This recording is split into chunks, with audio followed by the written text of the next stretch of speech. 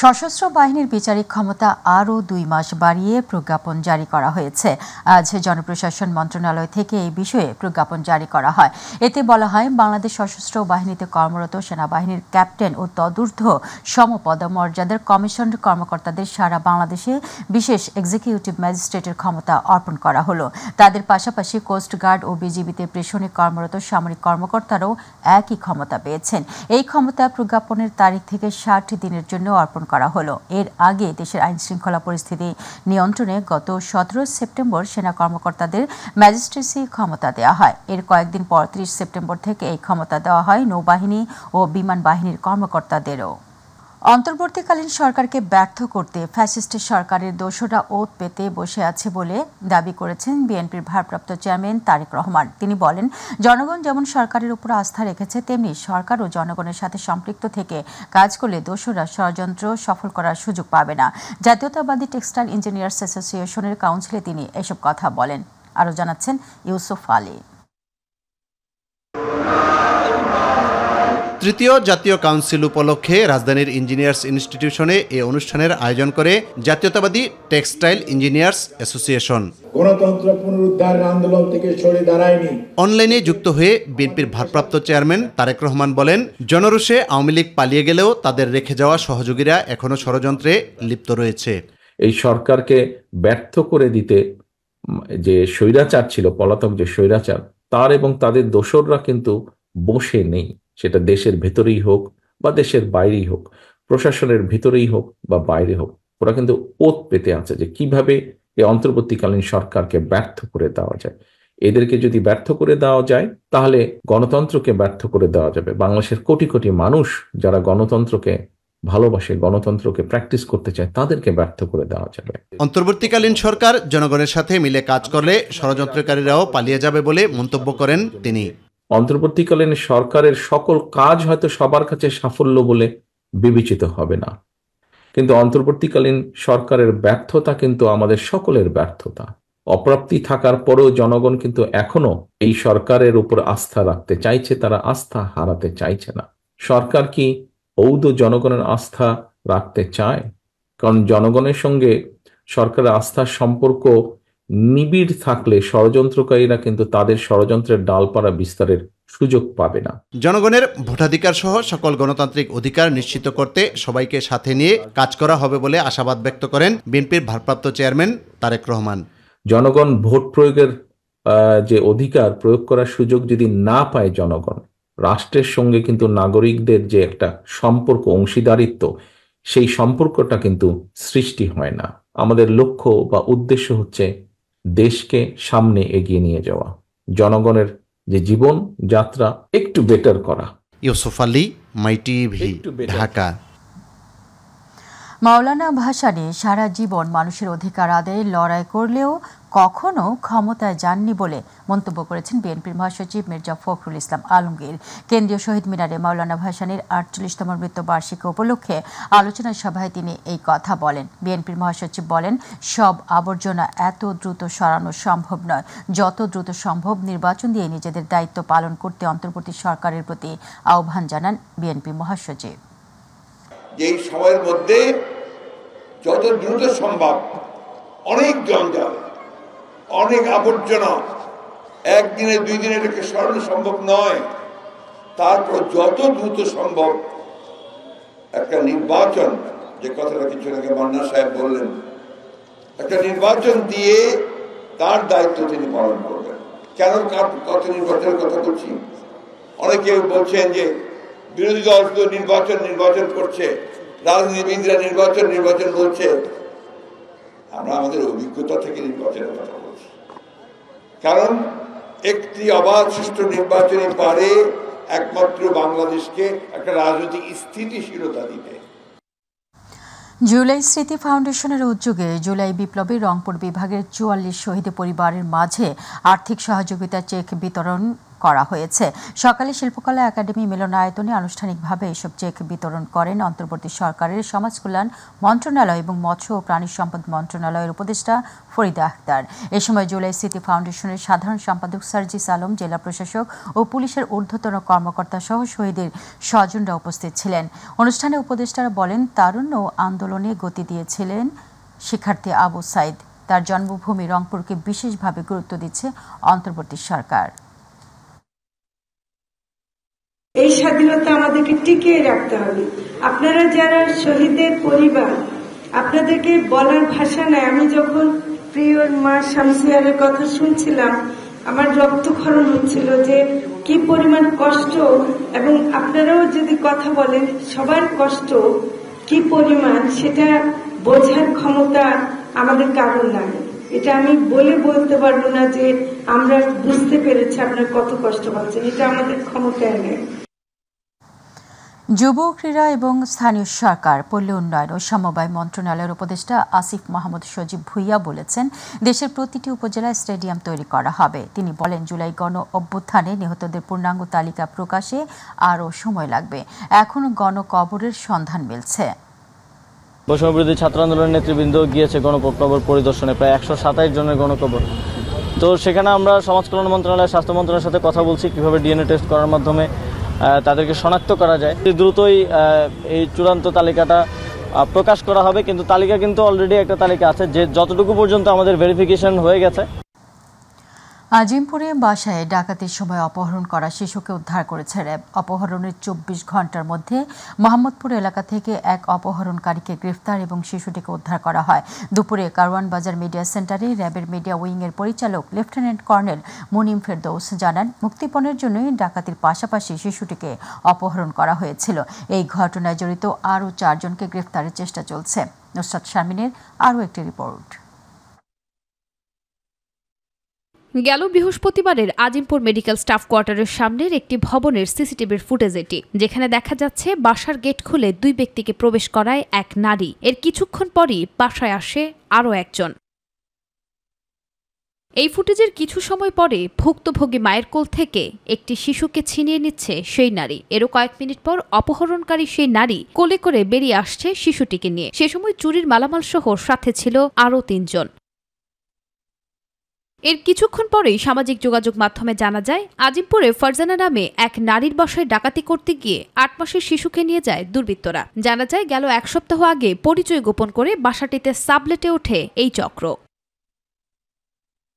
চাঞ্চল্যকর এই ঘটনার পর তদন্তে নামে র্যাব সহ আইন শৃঙ্খলা বাহিনীর একাধিক টিম। পরে রাতেই রাজধানীর মোহাম্মদপুরের আদাবর থেকে উদ্ধার করা হয় শিশুটিকে। কারওয়ান বাজার র্যাব মিডিয়া সেন্টারে জানানো হয় এসব তথ্য। অপহরণকারী চক্রের যে নারী সদস্য, তার দেওয়া তথ্য মতে তাদের নাম হচ্ছে সুমন, রায়হান এবং হাসান। এই সুমন এবং রায়হান মূলত বাসার ভিতরে প্রবেশ করেন এবং তাদের কাছ থেকে, সেই ভিকটিমের মায়ের কাছ থেকে এই 8 বছর জাইফা বা মেয়েকে তারা ছিনিয়ে নেন ভিকটিমের মায়ের দেওয়া তথ্য মতে। এবং যে অপহরণকারী চক্রের যে সদস্য মহিলাকে আমরা আটক করেছি, প্রাথমিকভাবে আমরা যতটুকু তথ্য জানতে পেরেছি এটি আপনাদের সাথে শেয়ার করলাম। এখানে এই তদন্তে পরবর্তীতে আরও বিস্তারিত তদন্ত করা হবে। এদিকে আরেক প্রশ্নের জবাবে বগুড়ার দুপচাচিয়ায় মাকে হত্যার ঘটনায় পুলিশ ও র্যাবের ভিন্ন তদন্ত রিপোর্ট প্রসঙ্গে গণমাধ্যম পরিচালক দাবি করেন, ছেলের জবানবন্দিকে কেন্দ্র করেই তদন্ত রিপোর্ট জমা দিয়েছে র্যাব। এই ছেলের দেওয়া জবানবন্দি অনুযায়ী কিন্তু আমরা কাজ করেছি এবং তার স্পষ্ট জবানবন্দি ভিডিও ফুটেজ সহ আমাদের কাছে আছে। তিনি যখন কথা বলছিলেন এবং তিনি যখন এই জবানবন্দি দিচ্ছিলেন আমাদের কাছে, তার পাশের রুমে তার আত্মীয় স্বজন ছিল। ইভেন তাকে যখন আমাদের ক্যাম্পেও নিয়ে আসা হয় তখনও তার আত্মীয় স্বজন আমাদের সাথে, আমাদের টিমের সাথে আমাদের ক্যাম্পে আসে। এরপরও তদন্তের স্বার্থে তদন্তে বিভিন্নতা থাকতে পারে, তদন্ত বিভিন্নতার মোড় হয়। তদন্তকালীন সময় যদি আমাদের কোনো সহায়তা দরকার হয় আমরা অবশ্যই সহায়তা করব। তবে এই ঘটনায় র্যাবের কোনো গাফিলতি থাকলে তাও তদন্ত করা হবে বলে জানান লেফটেন্যান্ট কর্নেল মুনিম ফেরদৌস। আমাদের র্যাবের কোনো সদস্যের জন্য যদি কোনো ধরনের অভিযোগ বা কোনো ধরনের গাফিলতি পাওয়া যায় আমরা অবশ্যই তার ব্যবস্থা নিব এবং আমরা তদন্ত সাপেক্ষে সে ধরনের ব্যবস্থা নেব। আমাদের কাছে যদি অভিযোগ আসে আমরা অবশ্যই এটাকে খতিয়ে দেব। নুসরাত শারমিন, মাই টিভি, ঢাকা। অন্তর্বর্তী সরকারের প্রধান উপদেষ্টা ডক্টর মোহাম্মদ ইউনূস বলেছেন, আগামীর বাংলাদেশ হবে ন্যায় বিচার, মানবাধিকার এবং বাক স্বাধীনতার। সকালে রাজধানীর সোনারগাঁও হোটেলে বে অব বেঙ্গল কনভারসেশনের উদ্বোধনী অনুষ্ঠানে তিনি এই কথা বলেন। প্রধান উপদেষ্টা বলেন, সবাইকে সঙ্গে নিয়ে একটি সমাজ গড়ার আওয়াজ তুলেছেন তরুণরা। এই সময় 3-0 ভিত্তিতে একটি নতুন সভ্যতা গড়ে তোলারও আহ্বান জানান ডক্টর ইউনূস। আতিকুর রহমান তিতাসের রিপোর্টে বিস্তারিত। রাজধানীর হোটেল সোনারগাঁয়ে বে অফ বেঙ্গল কনভারসেশনের উদ্বোধনী অনুষ্ঠানে অংশ নেন অন্তর্বর্তী সরকারের প্রধান উপদেষ্টা doctor Mohammad Yunus.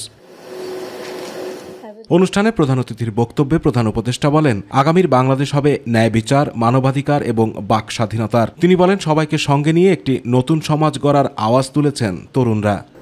This makes the country very powerful in creativity.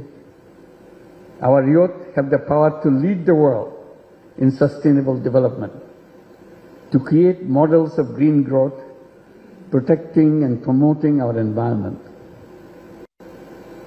But this requires cooperation, courage, and unshakable belief in our shared future. শুধু পরিবেশের দিক দিয়েই নয়, মানুষ মুনাফার পেছনে মরিয়া হয়ে ওঠার কারণে বর্তমান সভ্যতাকে ব্যর্থ বলে উল্লেখ করেন তিনি। এ সময় 3-0 ভিত্তিতে নতুন একটি সভ্যতা তৈরির আহ্বান জানান doctor Yunus. Zero wealth concentration by introducing social business to solve people's problems rather than maximizing profit. Zero unemployment by turning young people into entrepreneurs rather than job seekers, which we do now. Nothing is impossible for human beings if only we pursue it hard enough. সম্পদ কুক্ষিগত না করে সবার মাঝে সমানভাবে বন্টন হবে এমন সমাজ তৈরির আহ্বানও জানান প্রধান উপদেষ্টা। এ সময় বিদেশি অতিথিদের দেশের রাস্তাঘাট ঘুরে দেখে তরুণদের মনের ভাষা বোঝার পরামর্শ দেন doctor Yunus. It's the work of millions of voices of the entire nation, voices that have demanded change, voices that continue to push us all to build a future based on human rights, freedom of speech, justice and inclusion. Atiqur Rahman Titas, My TV. পরিবহন সেক্টরে চাঁদাবাজির ধরন পরিবর্তন না হলেও পরিবর্তন হয়েছে চাঁদাবাজদের পরিচয়। রাজনৈতিক প্রেক্ষাপটে পরিবর্তন হলেও বন্ধ হয়নি চাঁদাবাজি। নতুন মোড়কে আগের মতো চলছে প্রতিটি সেক্টরে। বিশেষ করে দীর্ঘদিনের চিত্র গণপরিবহন ও চাঁদাবাজি বন্ধ হয়নি এখনও। সংশ্লিষ্ট কর্তৃপক্ষ বারবার আশ্বাস দিলেও গোড়ায় গলদ থাকায় হয়নি সমাধান। তবে কঠোর হবে প্রশাসন, জানালেন অন্তর্বর্তী সরকারের সড়ক উপদেষ্টা। সাইদুর রহমান আবিরের রিপোর্ট।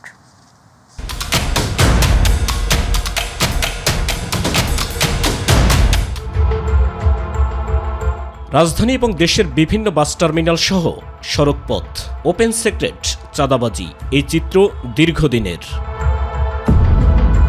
পরিবর্তিত রাজনৈতিক প্রেক্ষাপটে গণপরিবহনের চাঁদাবাজি বন্ধ হবে যাত্রী এবং পরিবহন সংশ্লিষ্টদের এমন প্রত্যাশা থাকলেও বাস্তবতার সাথে কোনো মিল নেই।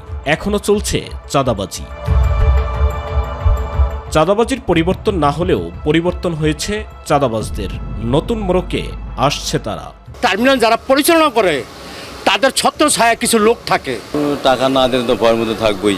তখন তো 15-20 জন 40 জন আইব, বাস ঠেক দিয়ে মারি হালাচি চলে যাব। এখন মনে আগে নিলেন নতুন করে আবার বাস নিতে আসেন। বলতে গেলে তো এখন মানে এর মধ্যে 1 ঘন্টা পর আমার উপর একটা হামলা হতে পারে। আমার তো এখানে রাজধানীর অভ্যন্তরীণ রুটে চলাচল করা গণপরিবহনগুলোর এখনো গুনতে হচ্ছে চাঁদা, যা অত্যন্ত ক্ষোভের সাথে জানান পরিবহন সংশ্লিষ্টরা। না দিলে সমস্যা, সার্জেনও খাওয়া ধরছে ভরপুর ভাবে। 60 টাকা নেয় চাঁদা আছে, চাঁদা তো অবশ্যই আছে, চাঁদা হয়তো চলে না, বোঝেন না। দেশের বিভিন্ন অঞ্চল থেকে আসা পরিবহনগুলোর কোন কোন স্পটে কত টাকা করে চাঁদা দিতে হয় এবং কারা নিচ্ছে এই চাঁদা, এমন প্রশ্নের বিস্তারিত বর্ণনা দিলেন চালকরা। এখানে হলো আপনার মালিক সমিতির জিপি চাঁদা হয়েছে আপনার 300 টাকা, আর এমনি পুরো রাস্তার মোট সব মিলে হয়েছে 700 টাকা। লোক নাই, 200 টাকা, লাইনম্যানের 10 টাকা, আর এমনি আছে আপনার ঢাকায় আছে 300 টাকা। চাঁদাবাজি বন্ধে বিভিন্ন উদ্যোগের কথা জানান পুলিশের এই মুখপাত্র।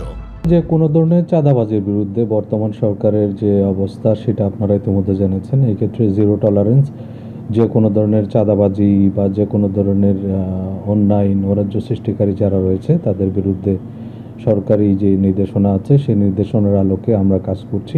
অতীতের মতো গণপরিবহনের চাঁদাবাজি করতে দেয়া হবে না এবং যারা জড়িত ছিল তাদের বিরুদ্ধে নেওয়া হবে ব্যবস্থা, এমন হুঁশিয়ারি দিয়েছেন নতুন সড়ক পরিবহন উপদেষ্টা। তো এখন তো চাঁদার আমাদের এখানে আসবে না, আমরা তো আর চাঁদার রেসিপিয়েন্ট হব না।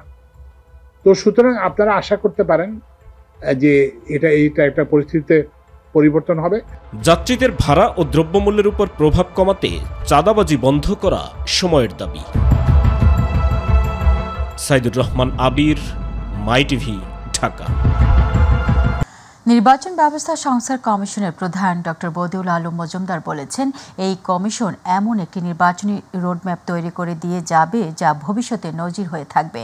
আর নির্বাচন বিশেষজ্ঞ নির্বাচন সংস্কার ব্যবস্থা কমিশনের সদস্য ও স্থানীয় সরকার নির্বাচন বিশেষজ্ঞ ডক্টর তোফায়েল আহমেদ বলেছেন, আর কখনো স্থানীয় নির্বাচনে দলীয় প্রতীক ব্যবহার করা হবে না। রাজধানীর আগারগাঁওয়ে নির্বাচন কমিশন সচিবালয়ে নির্বাচন বিটের কর্মরত সংবাদকর্মীদের নিয়ে RFED আয়োজিত মতবিনিময় সভায় এসব কথা বলেন তারা। এই সময় একটি অবাধ সুষ্ঠু নির্বাচন উপহার দিতে সার্চ কমিটির কাছে সুপারিশ করবে বলে জানায় নির্বাচন ব্যবস্থা সংস্কার কমিশন।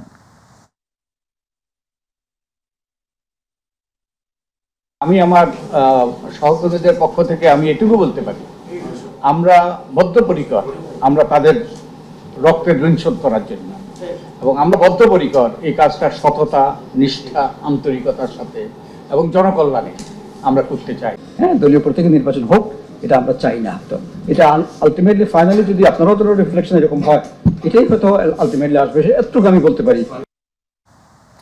জামায়াতে ইসলামের সেক্রেটারি জেনারেল অধ্যাপক মিয়া গোলাম পরোয়ার বলেছেন, শেখ হাসিনা ভারতে পালিয়ে গেলেও তার ষড়যন্ত্র শেষ হয়নি।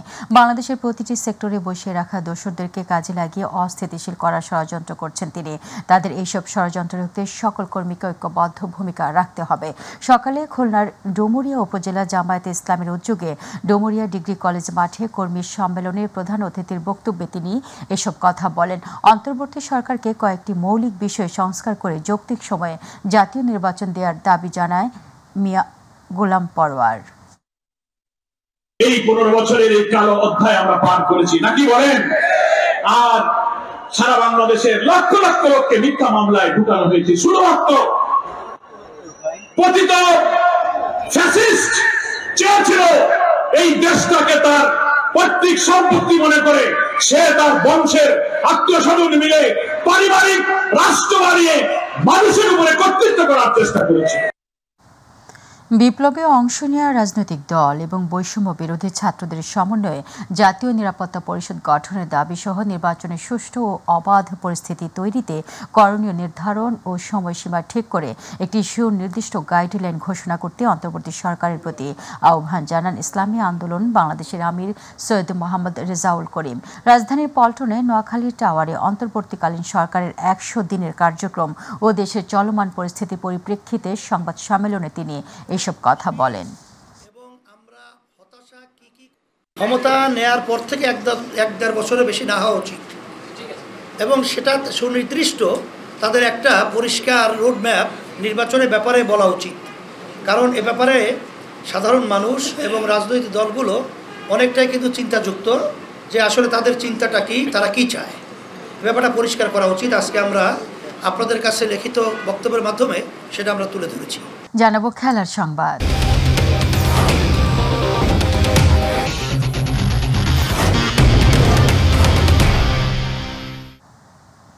বাংলাদেশ অলিম্পিক অ্যাসোসিয়েশন BOA এর কার্যনির্বাহী কমিটির সভা অনুষ্ঠিত হয়েছে। রাজধানীর অলিম্পিক ভবনে এই সভা অনুষ্ঠিত হয়। কার্যনির্বাহী সভায় প্রধান অতিথি হিসেবে উপস্থিত ছিলেন সেনাবাহিনীর প্রধান জেনারেল ওয়াকারুজ্জামান। সভায় BOA এর কার্যনির্বাহী কমিটির সদস্যবৃন্দ উপস্থিত ছিলেন। পরে জানানো হয়, সাফ জয়ী নারীদের যৌথভাবে 1 কোটি টাকা পুরস্কার দেবে বাংলাদেশ অলিম্পিক অ্যাসোসিয়েশন ও বাংলাদেশ সেনাবাহিনী।